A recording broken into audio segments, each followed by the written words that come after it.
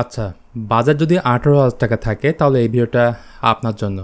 কারণ Xiaomi বাংলাদেশ দেশের বাজারে রিলিজ করেছে মধ্যবিত্তের সাধ্যের মধ্যে Redmi 13। বাংলাদেশে এই ফোন দুইটা ভেরিয়েন্টে পাওয়া যাচ্ছে। 128GB যার অফিসিয়াল দাম হচ্ছে 17,999 টাকা এবং 128GB যার অফিসিয়াল দাম হচ্ছে 19,999 টাকা। তো এই ফোনের যে স্পেক্স দেখে আমার কাছে জাতীয় ফোনই মনে হয়েছে, বাট এই ভিডিও দেখলে আপনি নিজেই ডিসাইড করতে পারবেন এই ফোন আসলেই জাতীয় ফোন কিনা। ডিজাইনটা যদি শুরু করি, বর্তমানে ট্রেন্ডে থাকা অন্যান্য ফোনের মতোই এতে বিশাল সাইজের দুইটি ক্যামেরা মডিউল দেখা যাচ্ছে। এই ফোন বক্সি শেপের, তবে ভালো লাগার জায়গাটা হলো এই ফোনের ইয়ারে থাকছে গ্লাস ব্যাক। যদিও এই বাজেটের অন্যান্য ফোনের দিকে তাকালে দেখা যাবে সেখানে ব্যবহার করা হয়েছে প্লাস্টিক, আর গ্লাস থাকে ফোনের ওজনও অনেক বাল্কি মনে হবে, মানে 205 গ্রামের মতো এই ফোনটার ওজন। মোট 4টা কালার এই ফোনটা পাওয়া যাবে: midnight black, Sandy gold, Ocean blue এবং পিঙ্ক। আর এই ফোনে গোলে গ্লাস না থাকলেও আছে IP53 রেটিং। বাটন অ্যান্ড পোর্টসের কথায় আসলে ডান পাশে থাকছে ভলিউম রকার ও পাওয়ার বাটন, বাম পাশে হাইব্রিড সিম স্লট, অর্থাৎ দুইটা সিম অথবা একটা সিম ও একটা মেমোরি কার্ড লাগাতে পারবেন। উপরের দিকে 3.5mm অডিও জ্যাক ও আয়ার ব্লাস্টার আছে, যেটা রিমোট হিসেবে কাজ করবে। নিচে আছে টাইপ সি পোর্ট ও স্পিকার গ্রিল। আর এই ফোনের একটাই খারাপ দিক, সেটা হচ্ছে ডুয়েল স্টোরেজ স্পিকারটা দেওয়া হয়নি। ডিসপ্লে হিসেবে এই ফোনের সামনে আছে 6.8 ইঞ্চের একটা full HD plus IPS LCD panel, যেটা 90Hz fast refresh rate support করে, এবং ডিসপ্লেটার পিক ব্রাইটনেস হচ্ছে 550 নিটস। সো ইনডোরের ক্ষেত্রে ব্রাইটনেস নিয়ে কোনো ইস্যু না থাকলেও ডিরেক্ট সানলাইটে এর ব্রাইটনেস অনেকটাই কম থাকে। সেই সাথে এই ডিসপ্লেটা ওয়াইড ওয়ান L1 সাপোর্ট করে, এর ফলে নেটফ্লিক্সের মতো অ্যাপ ফুল এইচডিতে কন্টেন্ট দেখতে পারবেন। বাজেট হিসেবে এই ফোনের চিনটা আমার কাছে পার্সোনালি বেশি মোটা মনে হয়েছে।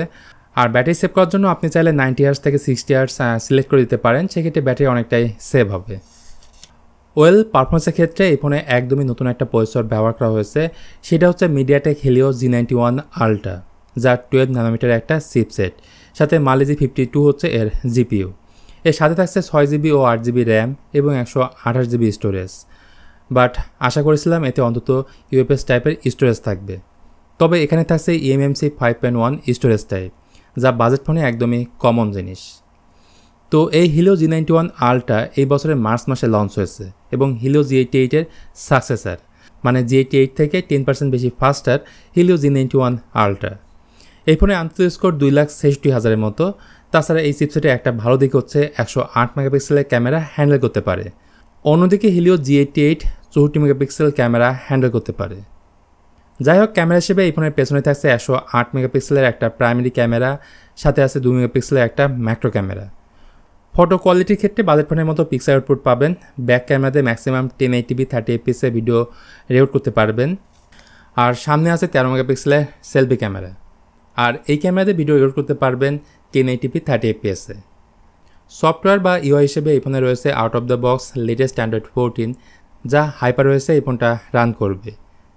আর অ্যাপেলওএসের মতো হোম স্ক্রিনে মাল্টিপল লক সিলেক্ট করতে পারবেন। তো এই সমস্ত কিছুকে ব্যাকআপ দেওয়ার জন্য রয়েছে 5030 mAh একটা বড় ব্যাটারি এবং 33 ওয়াটের চার্জার ফোনের বক্সেই পাবেন, যেটাতে এই ফোনটাকে প্রায় 1 ঘন্টা 30 মিনিটে ফুল চার্জ করা যাবে। তো পরিশেষে এই ফোনে ভালো মন্দ দুইটা দিক নিয়ে একটু কথা বলা যাক। প্রথমে আমার কাছে যে বিষয়টা ভালো লাগেনি, ডিসপ্লের নিচের যে চিনটা থাকছে সেটা আকারে একটু বড়, দেওয়া হয়নি ডুয়েল স্টোরেজ স্পিকার, এবং সেই সঙ্গে নয়েজ ক্যান্সেলিং মাইকটাও দেওয়া হয়নি। আর ভালো লাগার মতো অনেক কিছুই আছে। এর রিয়ার প্যানেলটা গ্লাস ব্যাক, ভালো প্রসেসর আছে, ভালো ক্যামেরা সেটআপ আছে ফাস্ট চার্জিং সাপোর্ট। আপনাদের কাছে ওভারঅল এই ফোনটা কেমন মনে হয়েছে সেটা জানাতে পারেন কমেন্ট করে। তো আজকের ভিডিওটা তাহলে এখানেই শেষ করছি। তো ভিডিওটা ভালো লাগলে please hit the like button, share করতে পারেন আপনার বন্ধুদের সঙ্গে। আজকের মতো আমি মিথুন তাহলে এখানেই বিদায় নিচ্ছি।